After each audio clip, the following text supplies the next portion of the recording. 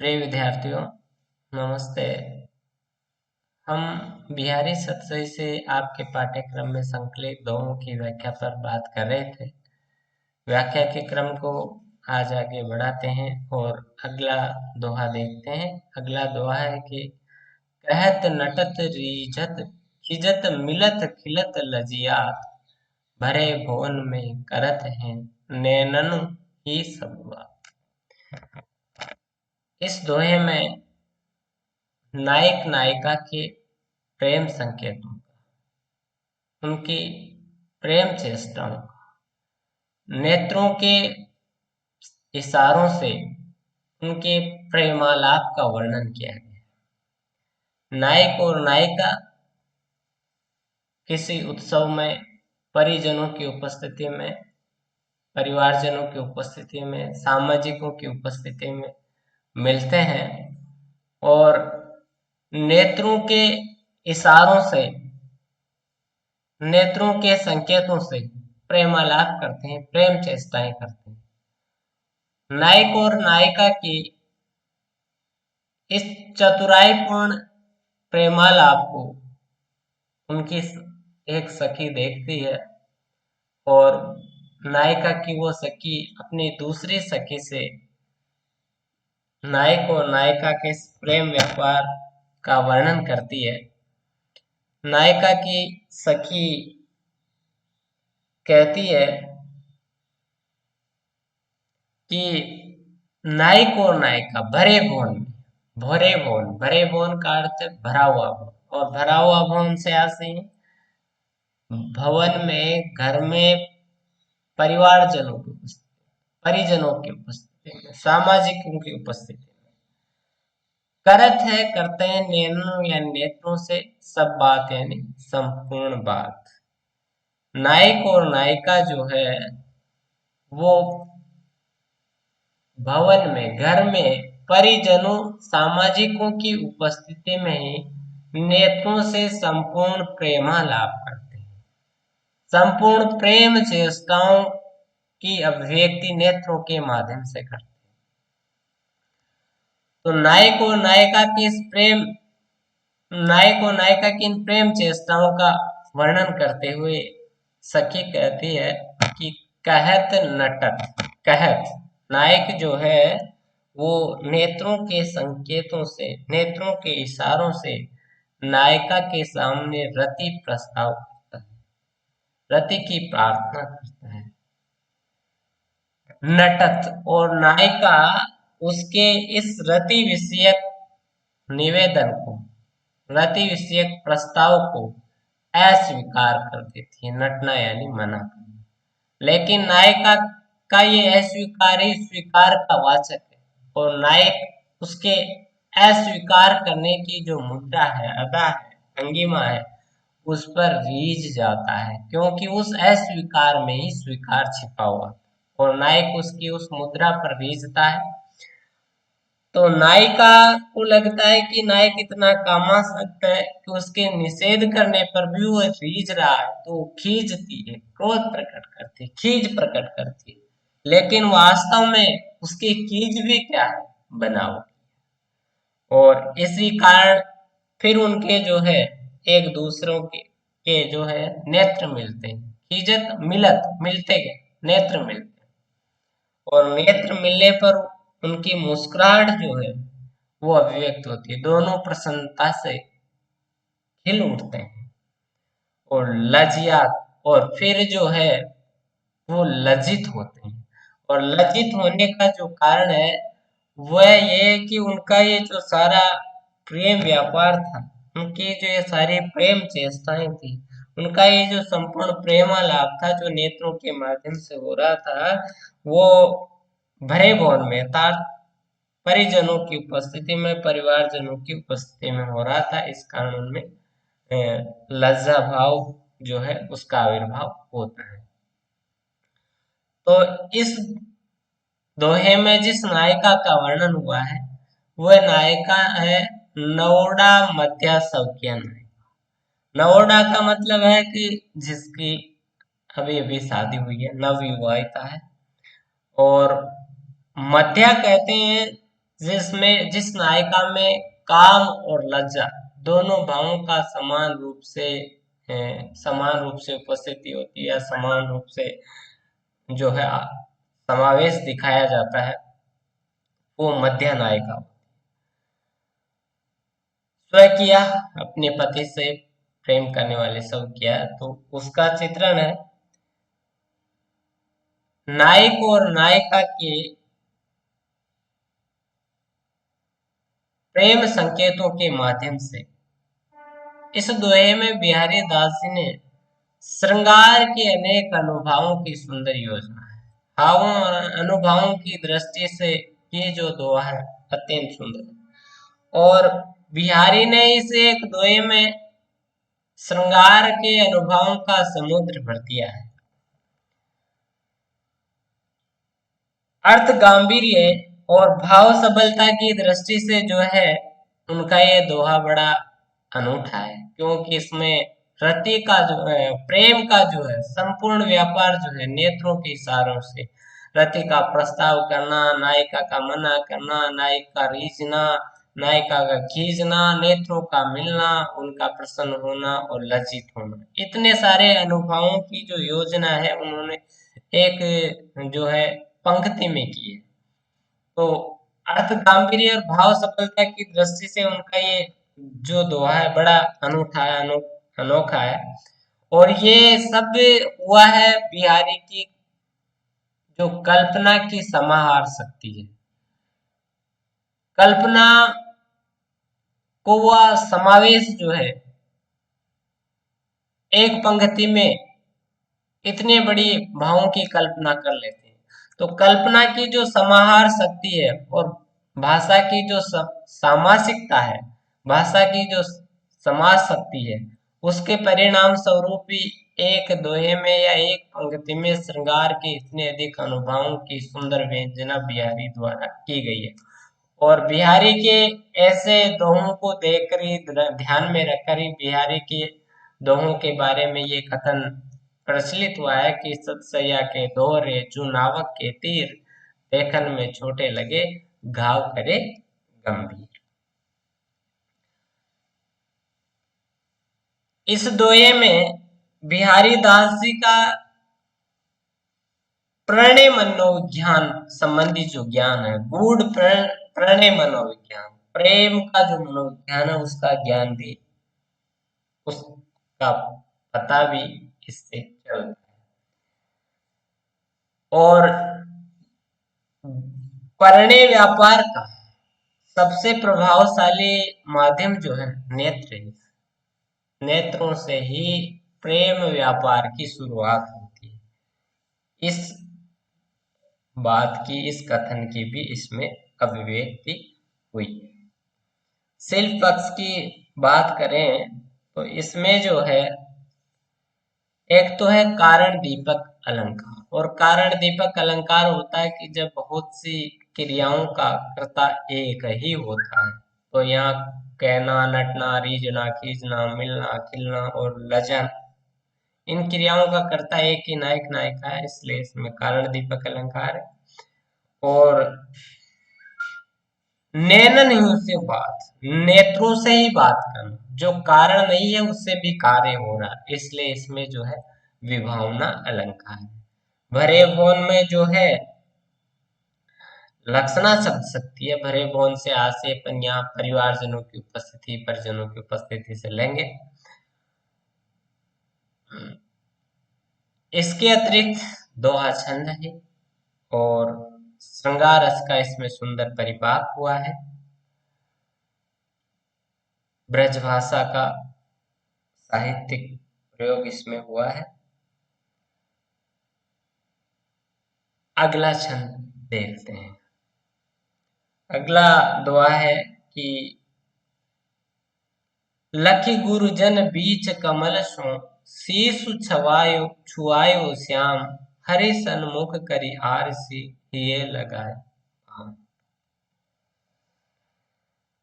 इसमें जो है नायक और नायिका के मिलन प्रस्ताव के संकेतों का वर्णन हुआ है कि नायिका जो है अपने माता पिता गुरुजनों के बीच बैठी हुई थी। नायक अचानक वहां पर पहुंच जाता है। तो परिजनों की उपस्थिति में नायिका से उसे कुछ कहने का साहस नहीं होता है।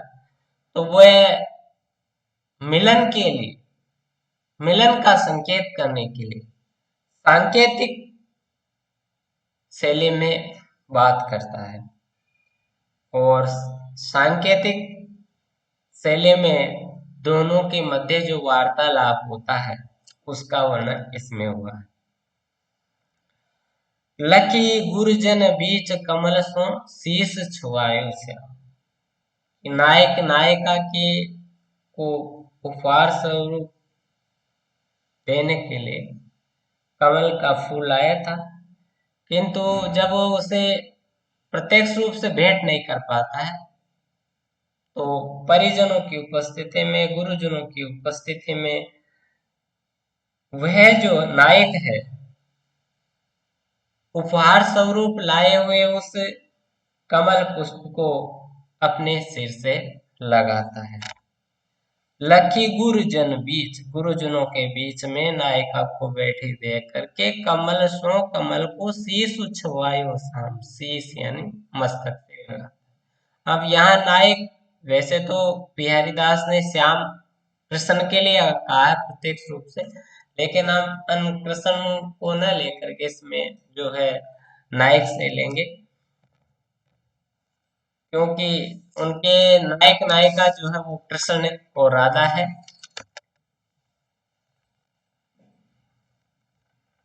नायक कमल पुष्प को अपने सिर से लगाता है और मानो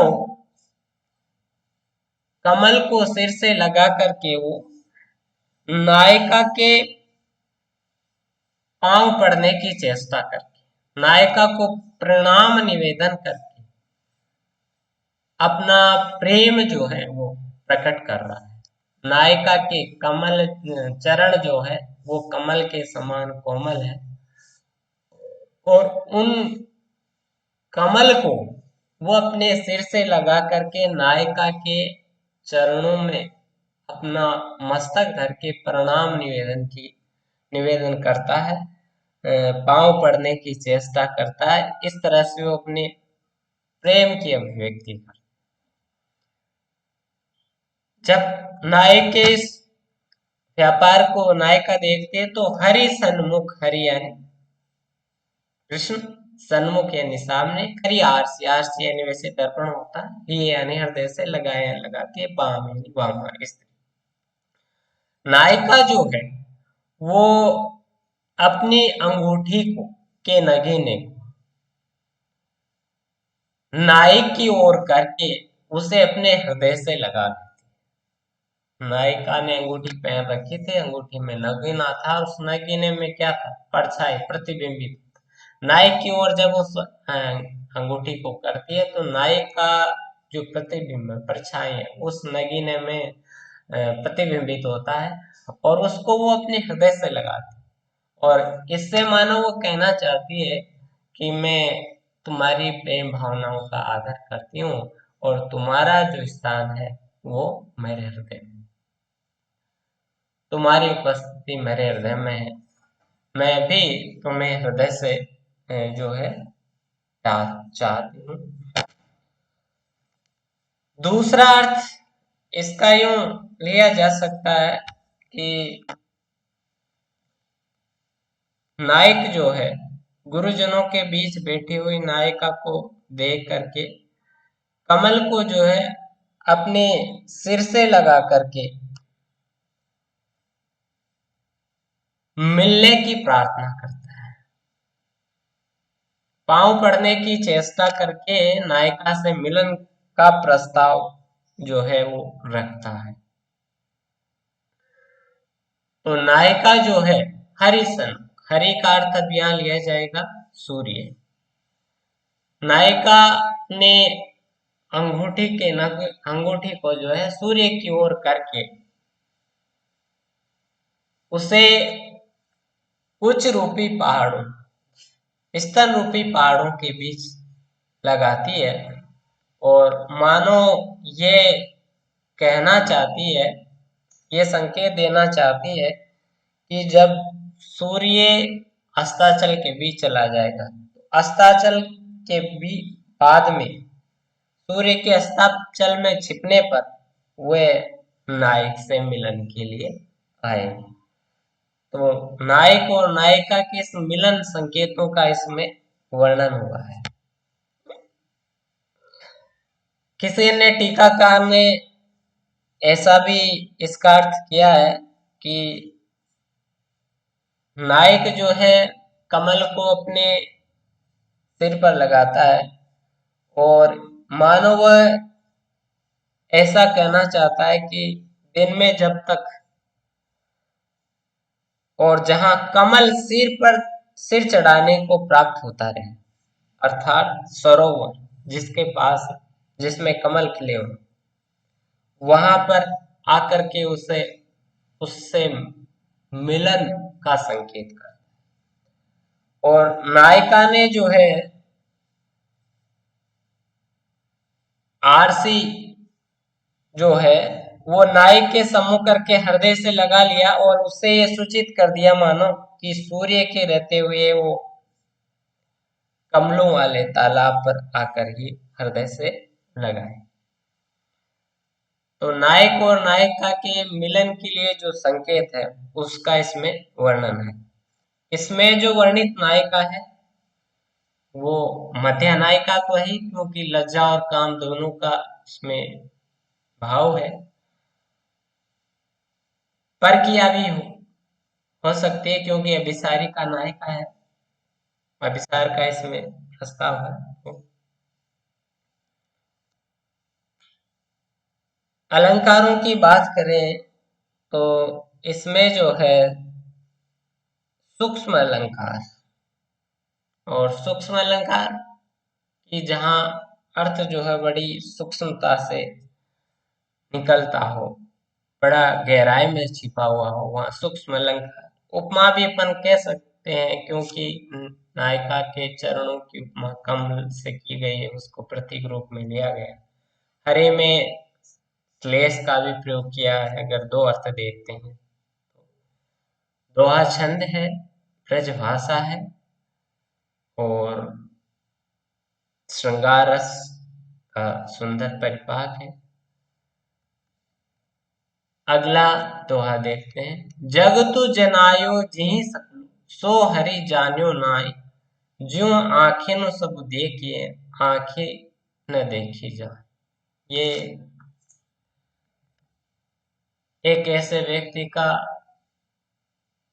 कथन है जिसे आत्मज्ञान हो,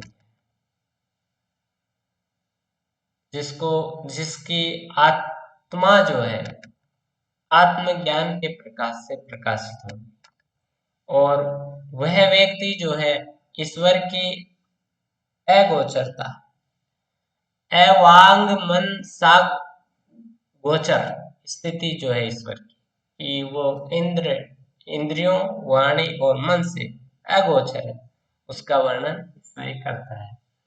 जगतु जनायु जी सकल, कि जिस ईश्वर ने जगत यानी संसार को जनावे यानी जानने योग्य, जी सकल जिस संपूर्ण संसार को, जिस ईश्वर ने संपूर्ण संसार को जानने योग्य इंद्रिय गोचर बनाया है, इंद्रियों से जानने का विषय बनाया है, उसी ईश्वर को जाना नहीं जा सकता। जिस ईश्वर ने संपूर्ण संसार को इंद्रिय ज्ञान का विषय बनाया है, उस ईश्वर को ही हे मनुष्य तूने नहीं जाना है। और तेरी स्थिति यह है, ऐसी है कि जो आंखें सब देखे, जिस प्रकार से आंखों के द्वारा सब देखा जा सकता है, परंतु आंखों के द्वारा स्वयं आंखों को ही नहीं देखा जा सकता।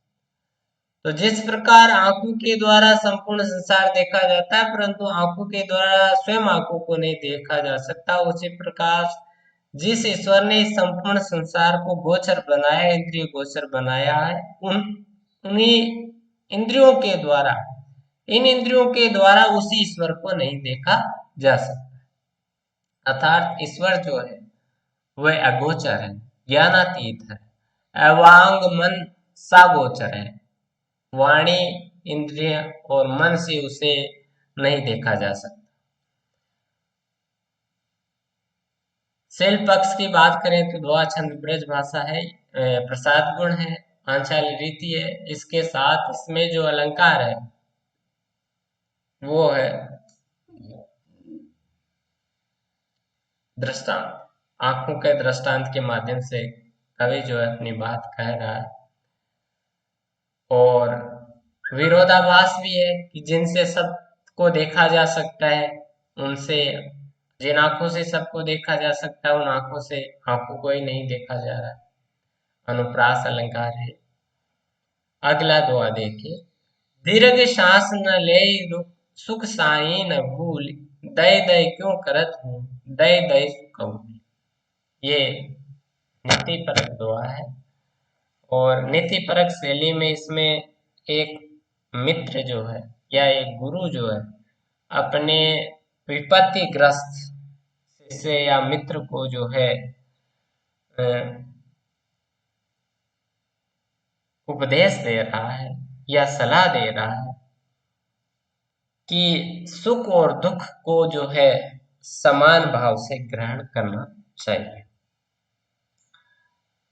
दीर्घ यानी लंबी, सांस यानी सांसें, न ले यानी लेना, सुख यानी सुख में, साई यानी ईश्वर, दई दई हे देव, हे देव, हे ईश्वर, हे ईश्वर, दई दई, दई ईश्वर, दई दिया, सुख कबूल उसको स्वीकार। कि इसमें यमक अलंकार है, दई दई की पुनरावृत्ति हुई है। यहाँ दई दई का अर्थ हे देव, हे देव, हे ईश्वर क्यों करता है? दई ईश्वर और दई दिया, सु कबूल उसको स्वीकार।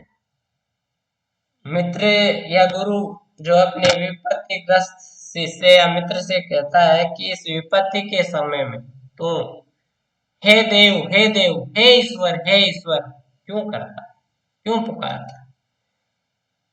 दई दई सु कबूल, ईश्वर ने तुझे जो दिया है उसे ईश्वर का प्रसाद मान करके, उसे भगवत प्रसाद मान करके स्वीकार कर। और इस प्रकार दुख के कारण लंबी लंबी सांसें, दीर्घ श्वास जो है वो मत। दुख के इस समय में लंबी लंबी सांसें लेने का कोई अर्थ नहीं है।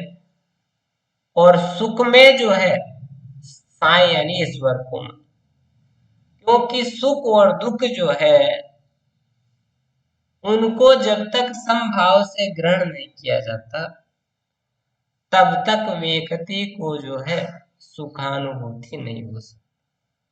सुख और दुख दोनों को ही संभाव से ग्रहण करना चाहिए, न सुख में अधिक सुखी न दुख में अधिक दुखी। और सुख दुख का संभाव पूर्ण ये ग्रहण जो है वो तभी हो सकता है जब व्यक्ति से ईश्वरीय प्रसाद। तो व्यक्ति को इसमें संदेश दिया गया है कि व्यक्ति को सुख और दुख दोनों को ही ईश्वरीय प्रसाद मान करके समान भाव से ग्रहण करना चाहिए। एक बात ये, एक व्यंजना ये भी हो सकती है कि दुख के इस समय में तू व्यर्थ ही अपने भाग्य को कोस रहा है, क्योंकि व्यक्ति का भाग्य तो उसके कर्मों के अनुसार ही निर्मित होता है। तो व्यक्ति को सुख और दुख जो भी मिलता है वो उसके कर्मों का ही परिणाम। और जब तक व्यक्ति सुख और दुख को संभाव से ग्रहण नहीं करता है तब तक दुख में उसकी जो पीड़ा, उसकी दुखानुभूति है वो अधिक हो जाती है। तो दुख के समय में अधिक दुखी होना और भाग्य को कोसना, भाग्य को दोष देना किसी भी दृष्टि से उचित नहीं है। तो बिहारी जो है इसमें व्यक्ति को सुख और दुख को समान भाव से ग्रहण करने की का संदेश देते हैं। प्रसाद प्रसाद गुण पांचाली रीति है, ब्रज भाषा का प्रयोग है और दुआ छंद है। धन्यवाद।